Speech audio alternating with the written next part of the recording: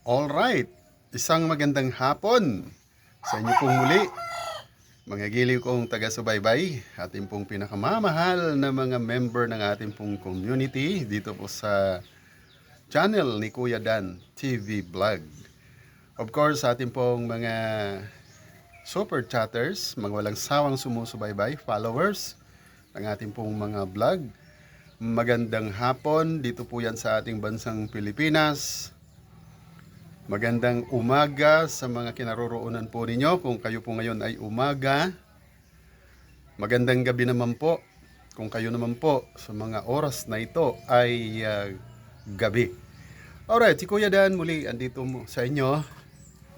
Magbabahagi na naman ng isang event mula po dito sa Munting Bukid at bahagi ng kanyang adventure.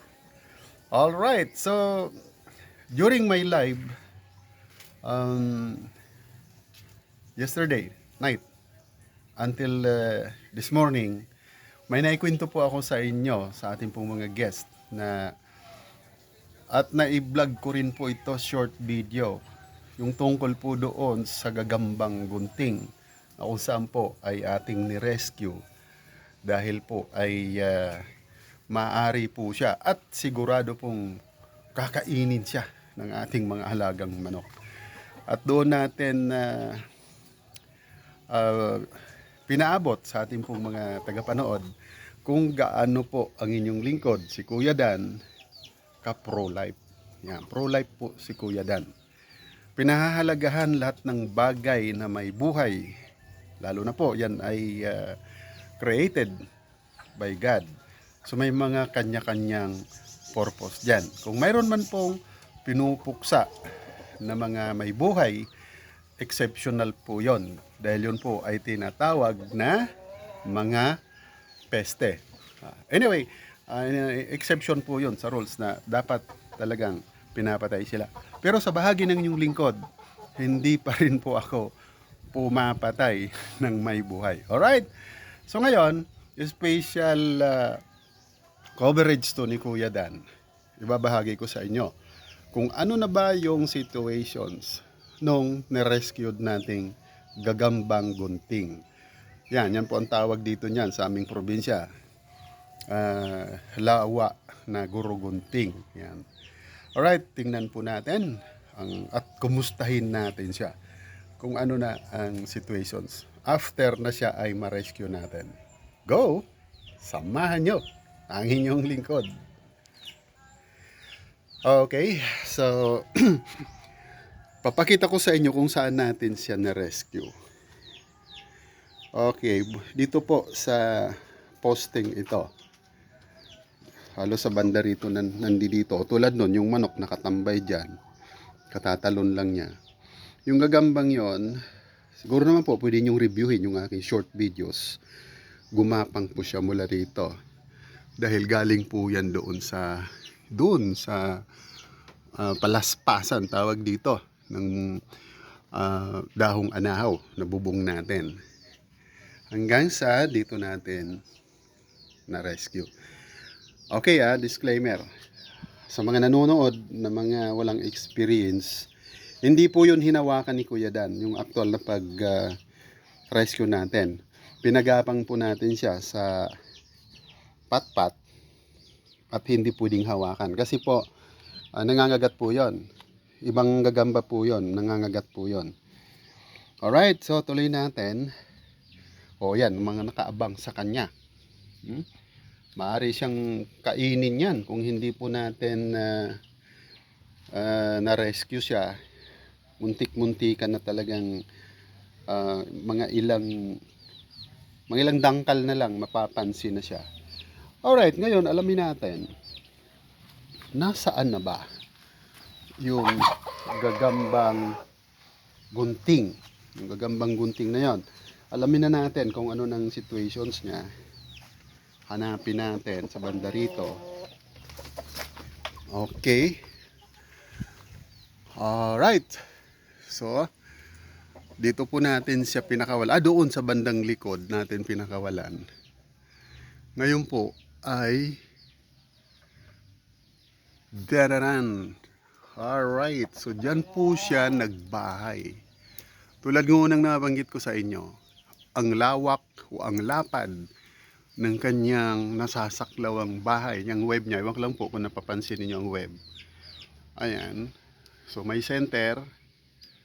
O hindi naman medyo center, malapit doon sa palaspasan ng bubong. Malapit doon. So dyan siya, lagi sa may bandang center na yan.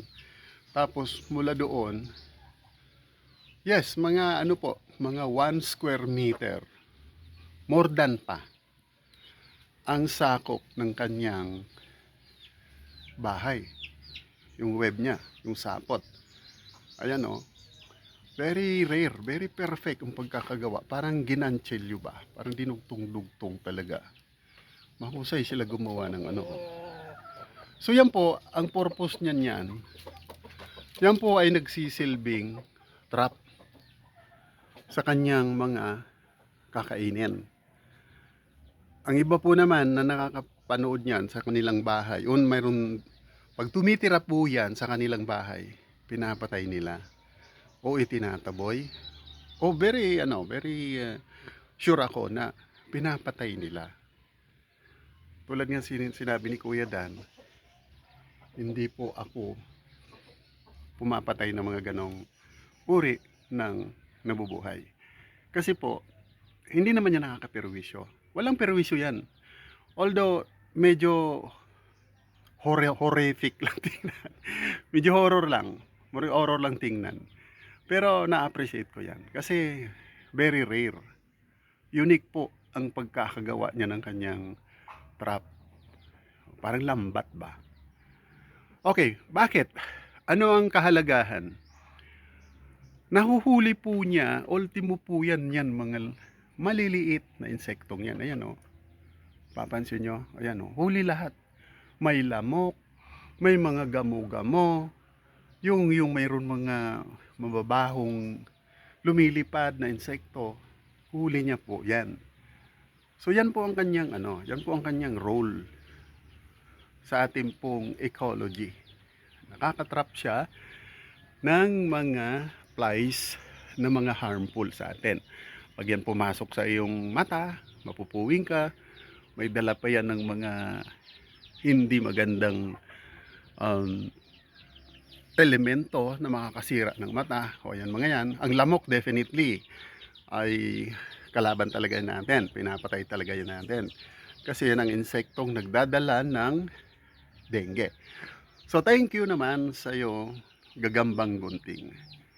I'll give you a big credit sa ginagawa mong yan. Kaya pala ang laki-laki ng ginawa mong bahay dahil tinatrap mo yan mga naglalambitin niyan, mga nahuli mo na ng mga langaw, lamok at iba pang mga gamo-gamo na naggagalaan sa gabi. Alright, so yan po ang mahalagang mensahe ng inyong lingkod. Bakit po si Kuya Dan ay hindi basta-basta pumapatay ng mayroon buhay. Check po natin ulit. Ayan o, ang tibay po ng kanyang web na yan. Ang tibay. Sinasabi ko nga po sa inyo, kahit po yung maliliit na ibon, na kung tawagin po dito ay pisiw. Yung ang gandang humuni na anlit na ibon, pero kahit medyo malayo sa'yo, maririnig mo ang sipol na napakaganda. Lalo na po tuwing umaga. Alright, so iwanan natin. Salamat sa iyo, Gagambang Gunting, sa iyo pong ginagawang yan na nakakatulong ka sa paghuli ng mga harmful insects dito po sa kabukiran. Alright, so again, naipangako ko po yan doon sa ating mga guests last live natin na once na magkaroon tayo ng pagkakataon, ibabahagi ulit natin kung ano nang lagay nung na-rescue nating Gagambang Gunting. Alright? Medyo pa ipagka-trivia ang ating